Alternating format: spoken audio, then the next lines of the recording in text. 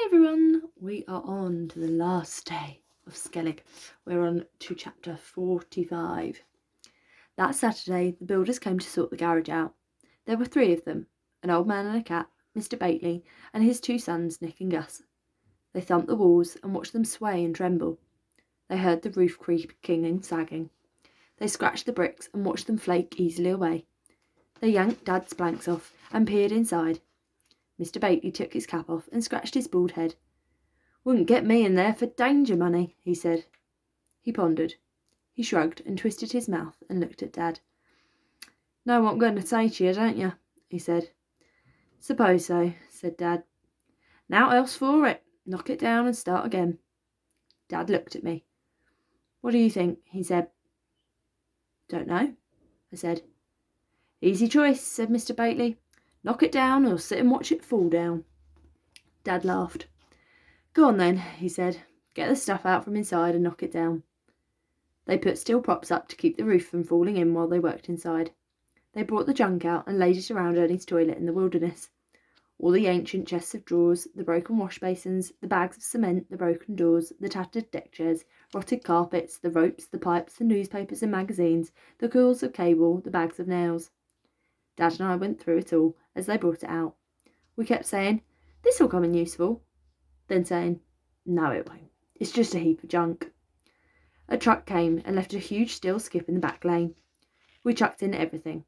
We were all covered in dead blue bottles, dead spiders, brick and mortar dust. When it was empty, we stood around drinking tea and laughing at the mess. I went to the door alone and stared in. "Michael," said Dad.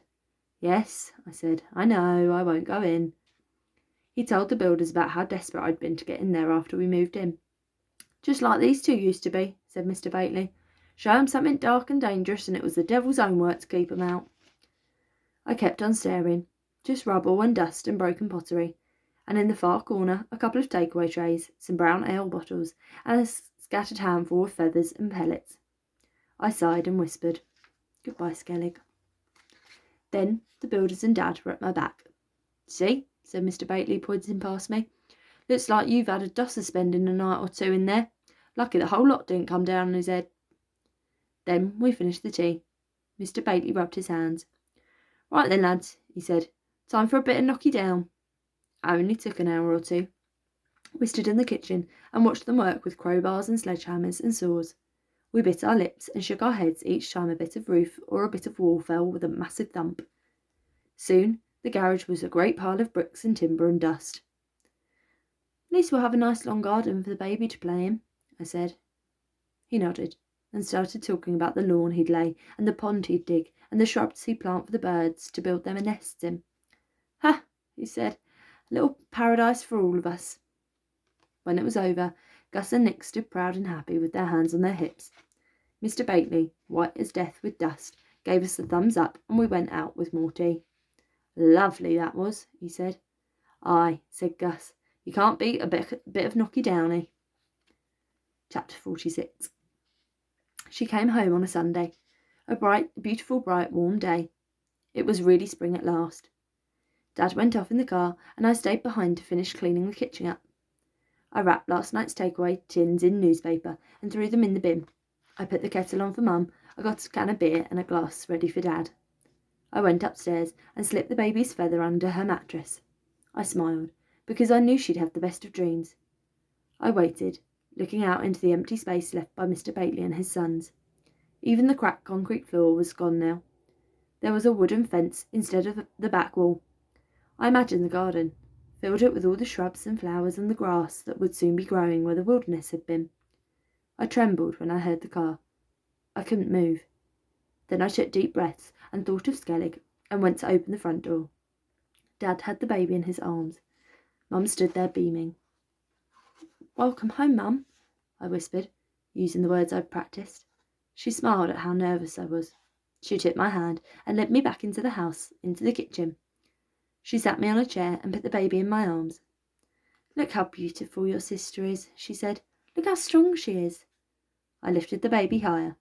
She arched her back as if she was about to dance or fly. She reached out and scratched with her tiny nails at the skin on my face. She tugged at my lips and touched my tongue. She tasted of milk and salt and of something mysterious, sweet and sour all at once. She whimpered and gurgled. I held her closer, and her dark eyes looked right into me, right into the place where all my dreams were, and she smiled. She'll have to keep going for check-ups, said Mum. But they're sure the danger's gone, Michael. Your sister is really going to be all right.